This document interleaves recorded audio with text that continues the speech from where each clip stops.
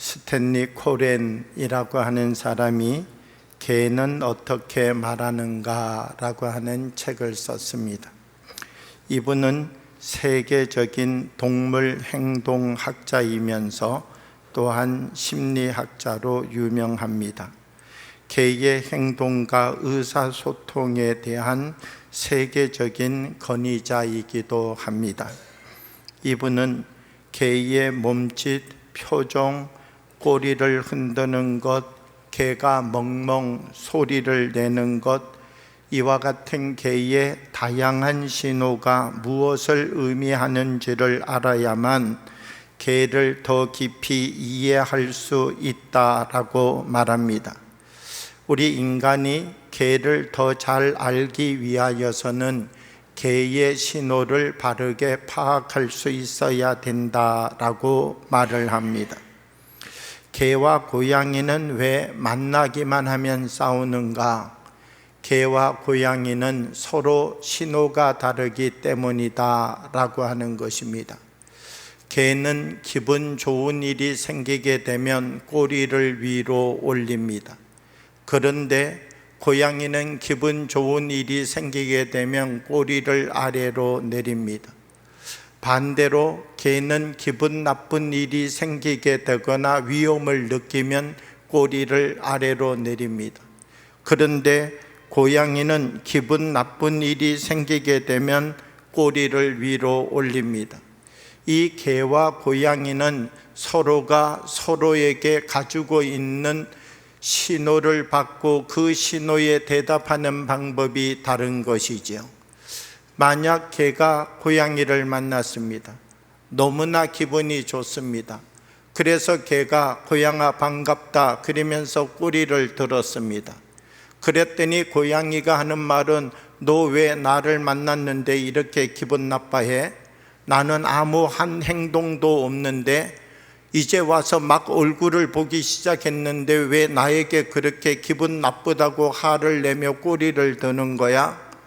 개와 고양이는 서로가 보내는 신호가 다르기 때문에 서로가 갈등하고 서로가 똑같은 문제를 가지고도 서로 다른 방향으로 바라보면서 문제를 일으킨다라고 하는 것입니다.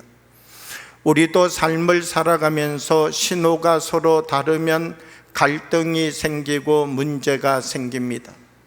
인간과 인간의 관계만 그런 것 아닙니다. 인간과 하나님의 관계에서도 우리가 바른 관계를 가져가기 위하여서는 하나님이 우리에게 보내시는 신호를 우리는 바르게 알아야 됩니다. 나는 너무 기분이 좋은데 그것이 하나님을 화나게 하는 일이라면, 나는 너무 기쁜 일인데 이것이 하나님의 마음을 아프게 하는 일이라면, 하나님이 내게 보내시는 사인을 우리가 어떻게 읽어내느냐가 중요합니다. 하나님이 우리에게 보내시는 신호를 우리가 바르게 해석해내지 못한다면 하나님은 우리에게 멈춰서라 말씀하시는데 나는 계속 행할 수 있고, 하나님께서 너는 이것을 행하라 말씀하시는데 반대로 우리는 거기가 멈춰서는 자리가 될 수 있는 것이죠. 하나님이 우리에게 보내시는 신호를 우리가 바르게 알고 바르게 그것을 적용하고 행동하지 못한다면 하나님이 우리에게 보내시는 신호는 아무 의미와 가치가 없는 것이 될 수 있다는 것입니다. 이스라엘 백성들 출애굽을 하다가 홍해를 만났습니다. 홍해를 만나고 나니까 이스라엘 백성들의 방법과 표정은 어떻게 바뀌었습니까? 하나님, 우리가 이제 홍해를 만나서 다 죽게 생겼습니다. 하나님, 이제는 이 홍해 때문에 우리가 아무것도 할 수 없습니다. 이렇게 생각하면서 이 모세는 하나님 앞에 나와서 간절하게 기도하였습니다. 하나님, 앞으로 가려고 하니 홍해가 막혀 있고 뒤로 돌아서려고 하니까 애굽의 군대가 따라와 있습니다. 하나님, 어떻게 해야 됩니까? 이렇게 하나님 앞에 부르짖어 기도하는데 하나님은 모세에게 어떻게 말씀하시는가? 출애굽기 14장 15절과 16절 말씀을 보면 이렇게 말씀합니다. 여호와께서 모세에게 이르시되 너는 어찌하여 내게 부르짖느냐?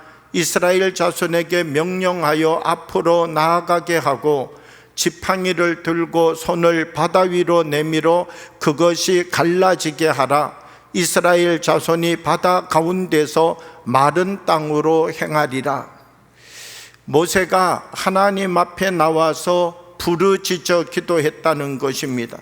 그런데 하나님이 모세에게 무엇이라고 말씀하시는가라고 하면, 모세야, 너 왜 나에게 여기에서 부르짖어 기도하느냐? 내가 너희를 애굽 땅 종되었던 곳에서 불러내어서 저 가나안 땅을 향하여 가라고 말하지 않았느냐? 내가 너에게 가나안 땅을 향하여 앞으로 가라고 말하였는데 왜 여기에서 멈춰서 있느냐라고 하는 것입니다. 그러니까 이렇게 하나님 앞에 나와서 부르짖어 기도하는 모세에게, 모세야, 너가 여기에서 나에게 이렇게 부르짖어 기도할 필요가 없다. 모든 이스라엘 백성들을 모아서 앞으로 나가기만 하면 된다. 모세는 무엇이라고 말하고 있습니까? 하나님, 앞에는 홍해가 있는데 우리가 어떻게 앞으로 나갑니까? 하나님이 모세에게 하시는 말씀은 무엇입니까? 너가 홍해를 만났다 할지라도 내가 너에게 보내고 있는 신호를 바르게 알아야 된다. 내가 한 번도 이스라엘을 멈춰서라 말한 적이 없다. 그러므로 홍해를 만났다 할지라도 너는 앞으로 나가기만 하면 된다. 모든 이스라엘 백성들을 뒤에 세우고 너는 가장 앞에 서서, 홍해 앞에 서서 지팡이를 앞으로 내어 밀으면서 그 손을 바다를 향하여 너가 그 지팡이를 내리게 되어지면 이 홍해가 갈라지게 될 것이다. 모세는 홍해 앞에서 멈춰 서는 것인 줄 알았다는 것입니다. 하나님, 우리는 더 앞으로 나갈 수가 없습니다. 이 장애물 앞에서 우리는 어떻게 해야 될지 모릅니다. 그리고 하나님 앞에 나와서 부르짖어 기도하는데 하나님이 하시는 말씀은, 모세야, 내가 너에게 멈추라고 한 적이 없다. 너는 앞으로 계속 가기만 하면 홍해가 갈라질 것이다. 이것이 하나님께서 모세에게 해주고 계시는 말씀이라는 것입니다. 하나님의 역사는 어떻게 나타납니까? 하나님의 역사는 하나님께서 이스라엘 백성들이 홍해 앞으로 올 때, 야, 이제 이스라엘 백성들이 홍해 앞에 도착할 때가 되었구나, 홍해를 갈라서 홍해를 지나가게 해주자, 이렇게 하나님이 가르셨다는 겁니까? 아닙니다. 그러면 하나님께서는 이스라엘 백성들이 홍해 앞으로 오는데 뒤에 애굽의 군대가 쫓아옵니다. 그러니까 저 애굽의 군대가 저 이스라엘 백성들 뒤에 있는 후미의 사람들을 공격해서 죽이겠구나. 그러니까 빨리 홍해의 문을 열어가지고 이스라엘 백성들이 지나가야 해야 되겠구나. 그래서 홍해를 갈라주셨다는 겁니까? 그렇지 않습니다. 홍해를 만났는데 이 홍해 앞에서 하나님이 주시는 신호를 바라보고 모세가 자기가 들고 있는 지팡이를 홍해를 향하여 내어 밀 때 하나님께서는 홍해를 가르치고 하나님의 능력과 권능이 이스라엘 속에 나타나게 하셨다라고 하는 것입니다. 사람이 하나님의 신호를 바라보고 그 신호대로 움직일 때 하나님은 거기에 역사하셔서 하나님의 역사와 권능을 나타내 주셨다라고 하는 것이죠. 이스라엘 백성들 여리고성을 만났습니다. 여리고성을 만났는데 여리고성을 어떻게 무너뜨려 가고 있습니까? 이스라엘이 가지고 있는 힘과 능력으로는 여리고성을 무너뜨릴 수 있는 방법이 없습니다. 하나님은 이 이스라엘 백성들에게 매일 하루에 한 번씩 돌라고 말씀합니다. 마지막 7번째 날에는 7번 돌라고 말씀합니다. 그리고 난 다음 이 여리고성을 온 이스라엘 백성들이 삥 둘러서 쓴 다음에 함성을 지르라는 것입니다. 그러면 그 함성을 지를 때 이 여리고성이 무너진다는 것이죠. 이스라엘 백성들 어떻게 할 때 여리고성이 무너졌습니까? 하나님이 말씀하시는 하나님의 말씀대로 하나님의 신호에 맞추어 움직일 때 여리고성은 무너져 내렸다라고 하는 것입니다. 하나님과 우리의 만남, 하나님과 우리의 관계는 어떻게 우리들에게 주어지는가라고 하면 우리가 하나님의 말씀을 듣고 그 신호에 맞추어 삶을 살아가기 시작할 때 하나님은 우리에게 능력이 되고 하나님은 우리에게 권능이 되고 우리가 하나님의 신호에 맞추어 행동하기 시작할 때 그 자리에 놀랍고 크신 하나님의 은혜와 복이 임하게 된다는 것입니다. 나만 장군이라고 하는 사람이 있었습니다. 자기가 걸려있는 이 나병의 문제를 해결할 수 없었습니다. 결국 이 신호를 따라서 자기의 몸을 고쳐보겠다라고 결심하기도 하고 저 사람이 말하는 방법 그 신호를 따라서 내 병을 고쳐보겠다고 노력도 하였습니다. 그러나 세상이 이야기하는 이 신호 저 신호의 방법으로 자기의 병을 고침받지 못하였습니다. 결국 그는 자기 집에 있는 계집동의 이야기를 듣고 이스라엘 땅에 있는 엘리사 선지자를 만나러 갑니다. 엘리사 선지자 나아만을 만나서 무엇이라고 말합니까? 요단강에 가서 7번 몸을 씻으라는 것입니다. 만약 하나님께서 이 나아만이라고 하는 사람의 병이 예루살렘 영토로 들어오는 그 순간, 그 경계를 들어오는 그 순간 그 사람을 고쳐주었다면 어떤 일이 생겼을까요? 야, 정말 하나님이 다스리시는 이스라엘의 땅은 대단하구나. 정말 하나님이 통치하고 계시는 이스라엘의 땅은 놀랍고 강력한 힘을 가지고 있구나. 내가 다시는 아람의 군대를 이끌고 이스라엘을 공격하면 안 되겠구나. 아마 나아만 장군 그런 생각을 가질 수 있었겠지요. 그리고 나아만과 함께하는 모든 사람들도 이스라엘을 두려워하였겠지요. 그런데 하나님은 그런 방법으로 나아만의 문제를 해결하지 않았다는 것입니다. 하나님은 이 나아만에게 너는 요단강에서 7번 몸을 씻으라는 신호를 주시고 이 나아만이 그 신호에 맞추어 행동하기 시작할 때 이 사람의 병을 고치고 이 사람의 문제를 해결하고 이 사람이 복된 삶을 살아가는 새 열매를 맺는 사람이 되도록 사용하셨다는 것입니다. 하나님의 신호를 바라보고 그 신호에 맞추어 살아가기 시작할 때 하나님은 그를 붙잡아 사용하시고 은혜를 베푸시고 하나님의 복된 자리에 그를 세워주셨다라고 하는 것입니다. 우리는 인생의 삶을 살아가면서 하나님의 신호에 나는 나의 삶의 행동을 맞추어 가고 있는가? 하나님은 나에게 신호를 주시는데 내가 살아가는 삶은 하나님의 신호와 전혀 다른 삶을 살아가고 있는가 점검해 보아야 된다는 것입니다.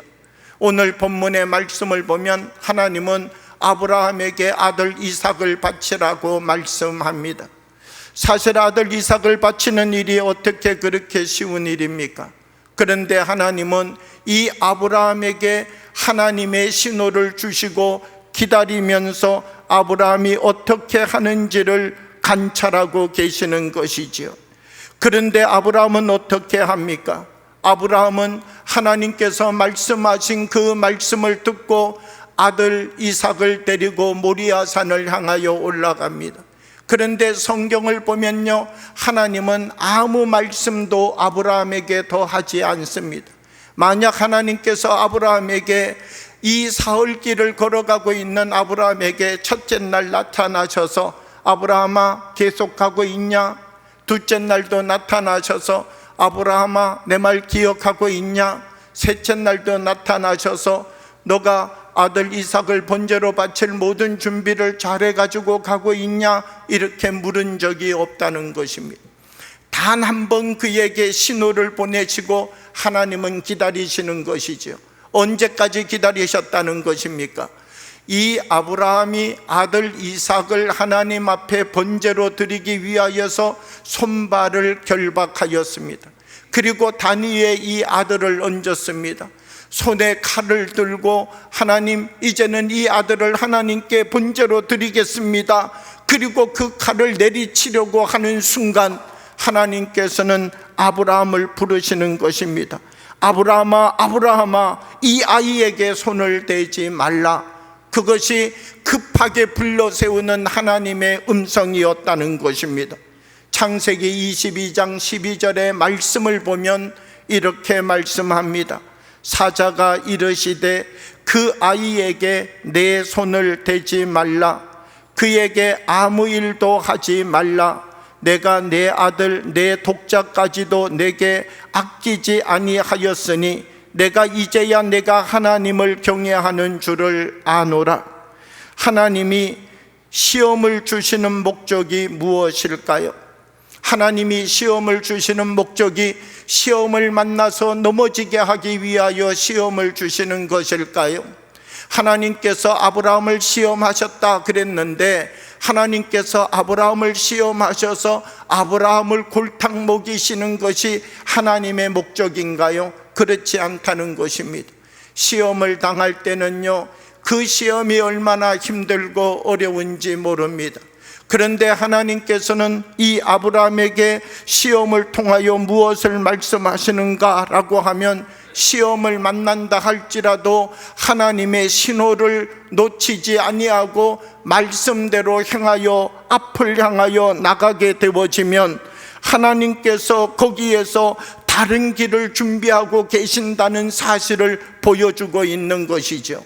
시험이 끝이 아니라 시험을 만났지만 그 시험 끝까지 가게 되어지면 하나님의 다른 계획이 거기에 기다리고 있다는 것을 발견하게 되는 것이죠. 이 아브라함에게 하시는 말씀이 무엇입니까? 아브라함아, 너가 인생의 삶을 살아가다가 이번뿐만 아니라 또 어려운 일을 만나게 될 것이다.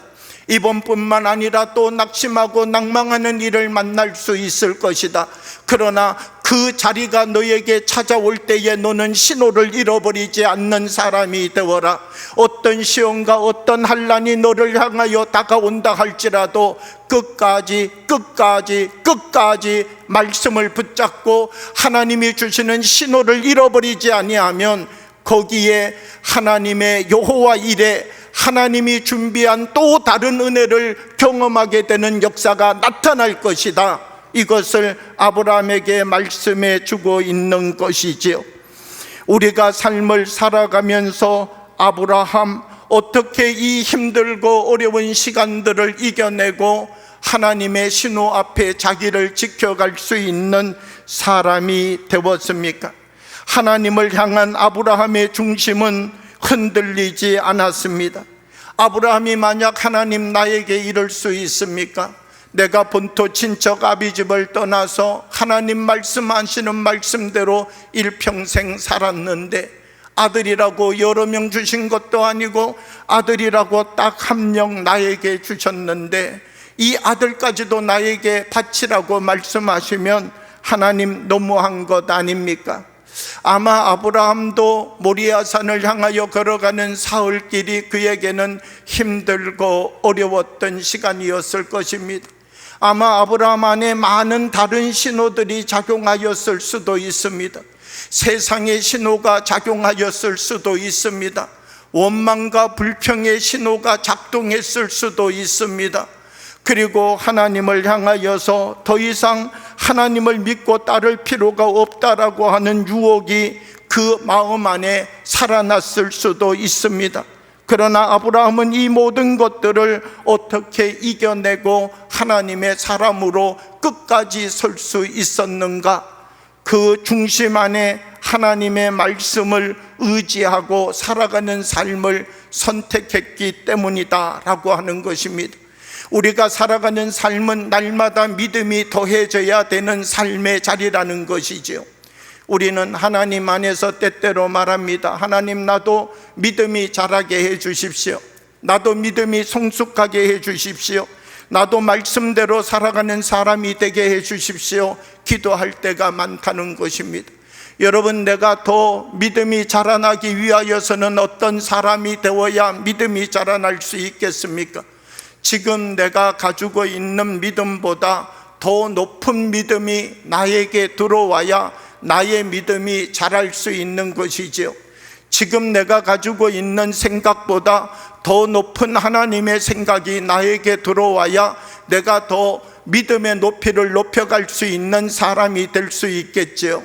내가 하나님 안에서 믿음이 높아져 가기를 원한다라고 고백하게 된다면 내가 지금 있는 나의 자리보다가 더 높은 믿음의 생각은 받아들이고 더 낮은 믿음의 생각은 버려내면 나의 믿음이 자라가는 사람이 될 수 있겠죠.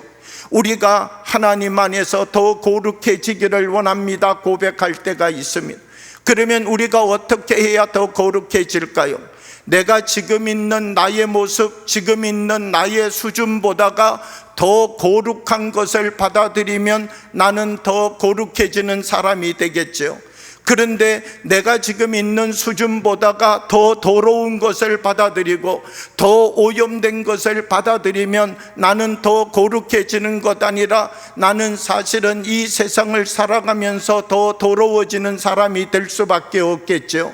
내가 지금 서 있는 이 믿음의 삶의 자리에서 어떤 것을 받아들이고 어떤 것을 거부해내는 사람이 되어야 되는가라고 하는 것입니다. 우리가 살아가는 삶의 자리에서 하나님의 신호를 바라보고 말씀을 붙잡고 살아가기 원하는 사람이 있다면 지금 내게 있는 믿음보다 더 큰 것은 받아들이고 더 작은 것은 버려낼 수 있는 사람이 되어야 된다는 것입니다.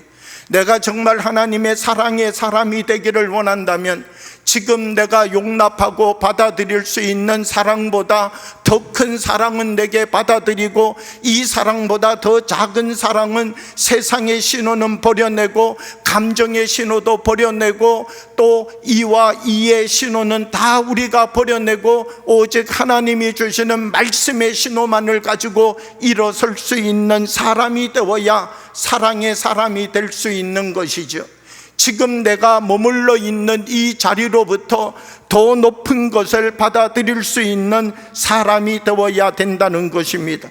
아무리 건강한 사람도 지금 내가 가지고 있는 것보다 더 더러운 것이 내게 들어온다면, 더 오염된 것이 나에게 들어오게 된다면, 지금 내가 가지고 있는 것보다 더 부정적인 것이 내 안에 들어오게 된다면 그 사람도 어느 순간 건강을 잃어버리는 사람이 될 수밖에 없다는 것입니다. 우리는 마지막 순간에 가서야 승패를 알 수 있다 이렇게 말하는 사람들이 있습니다. 그러나 마지막 순간에 가서 승패를 알 수 있는 것 아닙니다. 그 사람이 어떤 것이 그 안에 들어오느냐에 따라서 이미 승패는 결정나 버리는 것이죠.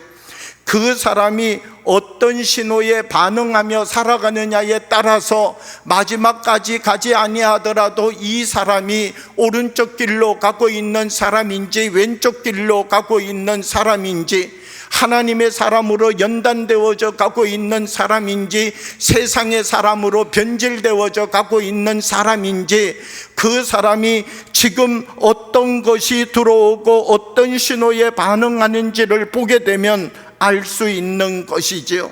우리들 한 사람 한 사람 우리 자신을 바르게 점검하며 살아갈 수 있는 사람들이 되어야 된다는 것입니다. 하나님은 아브라함에게 말씀합니다.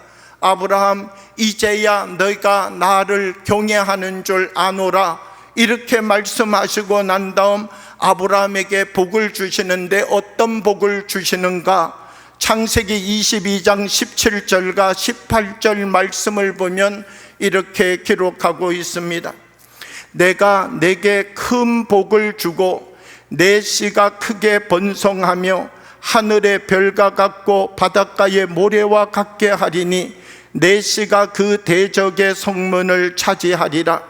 또 내 씨로 말미암아 천하 만민이 복을 받으리니 이는 내가 나의 말을 준행하였음이니라 하셨다 하니라. 이 아브라함이 하나님의 말씀대로 준행하였더니 어떤 일들이 생기게 되었는가? 아브라함과 아브라함의 자손으로 말미암아 천하 만민이 복을 받게 되는 일이 생기게 되어지고 하늘의 별과 같이 바다의 모래알과 같이 번성하게 되어지는 복을 누리게 된다, 이렇게 말씀하고 있다는 것입니다.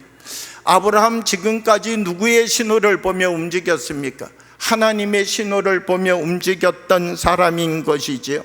그런데 하나님은 이 아브라함에게 오셔서 무엇이라고 말씀하느냐라고 하면, 아브라함아, 너 지금까지 나의 신호를 보며 살아왔지. 이제는 이 세상에 살아가는 사람들이 너의 신호를 보며 살아가는 사람도 복되게 하겠다.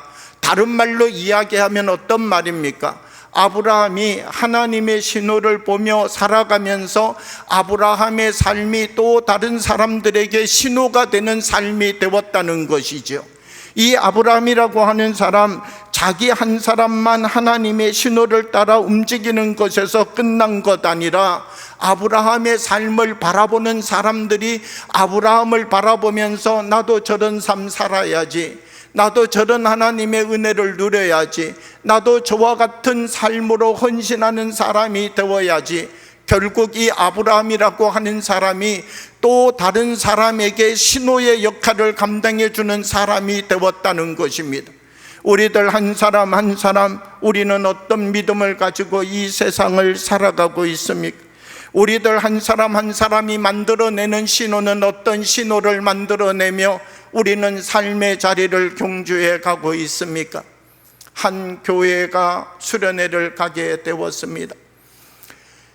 11시까지 수련회 장소에 도착하여서 예배드리고 12시에 점심을 먹기로 하였습니다.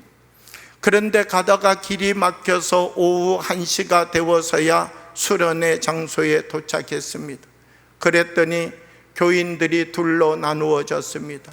한 사람들은 빨리 점심을 먹고 예배를 드리자라고 하는 사람들과 여기에 와서 예배도 드리지 않았는데 어떻게 밥을 먹느냐, 예배를 드리고 밥을 먹어야지 라고 하는 사람들과 서로 다투는 일이 생기게 되었습니다. 빨리 예배를 드리고 후다닥 예배를 드리고 밥을 먹으면 될 것 아니냐라고 하는 사람과 밥을 먹고 힘을 얻어서 경건하게 예배를 드려야지라고 하는 사람들이 서로 물러서지 않은 것입니다. 여러분, 밥을 먹고 예배를 드려야 될까요? 예배를 드리고 밥을 먹어야 될까요? 저가 하나님이면 그렇게 대답할 것 같습니다. 예배 안 드려도 좋으니 제발 싸우지 마라.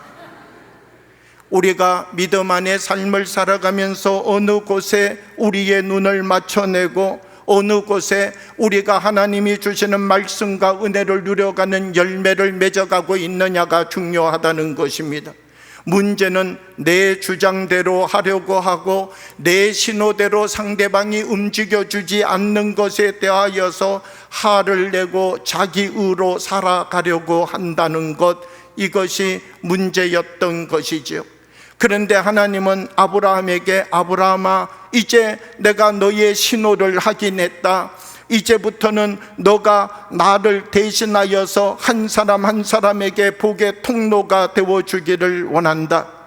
하나님의 신호를 바라보며 살아갈 뿐만 아니라 또 다른 사람에게 신호가 되어주는 사람이 되기를 하나님은 아브라함에게 요구하고 있다는 것입니다. 그리하여서 내 씨로 말미암아 천하 만민이 복을 받으리니, 하나님의 말씀대로 준행하였더니 이제 아브라함, 너로부터 나오는 신호가 또 다른 사람들에게 복의 열매를 만들어가는 사람이 되기를 원한다라고 하나님 말씀하셨다는 것입니다. 우리가 하나님의 신호에 맞추어 삶을 살아가다 보면 예수님과 같은 마음 품게 되고 예수님과 같은 맛 내게 되고 예수님과 같은 향기 세상 속에 드러내게 되고 예수님과 같은 신호를 보내며 살아갈 수 있는 사람이 되게 된다는 것입니다. 우리들 한 사람 한 사람, 우리는 세상 속에 어떤 신호를 주며 살아가고 있는지 우리를 점검해 보아야 된다는 것입니다. 자동차 2대가 가다가 멈춰 섰습니다.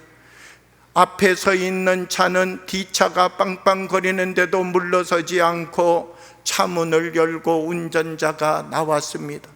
뒤에 차도 빵빵거리다가 운전자가 나와서 서로 멱살을 잡고 한동안 흔들다가 다시 자기 차로 돌아갔습니다. 차문을 열고 막 타려고 하는데 앞차 운전사가 갑자기 전속력으로 달리더니 뒤차 운전사를 2단 옆차기로 차버렸습니다. 왜 찾는가? 이 뒤차 운전사가 딱 차에 타려고 하다가 앞차 운전사가 딱 돌아보는 순간 이렇게 신호를 보냈다는 것입니다. 그랬더니 차문을 열고 타려고 했던 그 사람이 전속력으로 달려와서 2단 옆차기 차버렸다는 것이죠. 여러분, 우리는 어떤 신호를 받고 어떤 신호를 줄 수 있는 성숙한 사람입니까? 우리는 사람과 사람의 만남 속에 어떤 신호를 나눠줄 수 있는 건강함을 가지고 있는 사람입니까? 어떤 신호를 우리가 보내야 되겠습니까? 죄송합니다, 미안합니다, 내가 길을 잘 몰라서 그랬습니다. 이 신호 한 번이면 끝날 것을 거기에 또 다른 신호를 보내기 시작하자 결국 사람과 사람의 관계가 무너져 버리게 되었다는 것입니다. 우리가 만나가고 있는 한 사람 한 사람 사람과의 관계에도 신호가 중요하다는 것입니다. 한 가정 안에서도 신호가 중요합니다. 우리는 행복한 가정을 만들고 싶습니다 라고 말하는데 그 부부가 서로가 보내는 신호를 보게 되면 서로가 싫어하는 것을 바꾸지 않습니다. 저 사람이 싫어하는 것, 이 아내가 싫어하는 것 남편이 바꾸지 않고 또한 아내가 싫어하는 것 남편이 바꾸지 않습니다. 그러면 여러분, 신호가 바뀌지 않는 이 가정이 행복해질 수 있겠습니까? 우리 한 사람 한 사람 하나님이 주시는 말씀과 은혜 속에서 하나님이 주시는 신호를 바르게 보아가는 사람이 되어야 될 뿐만 아니라 우리가 서로 나누어 가야 될 신호가 하나님이 주시는 은혜의 신호가 되어야 된다는 것입니다. 저는 우리 효성영광교회가 효성동과 인천과 우리가 만나는 모든 사람들에게 하나님의 신호를 나누어 줄 수 있는 사람들이 되어지기를 원합니다.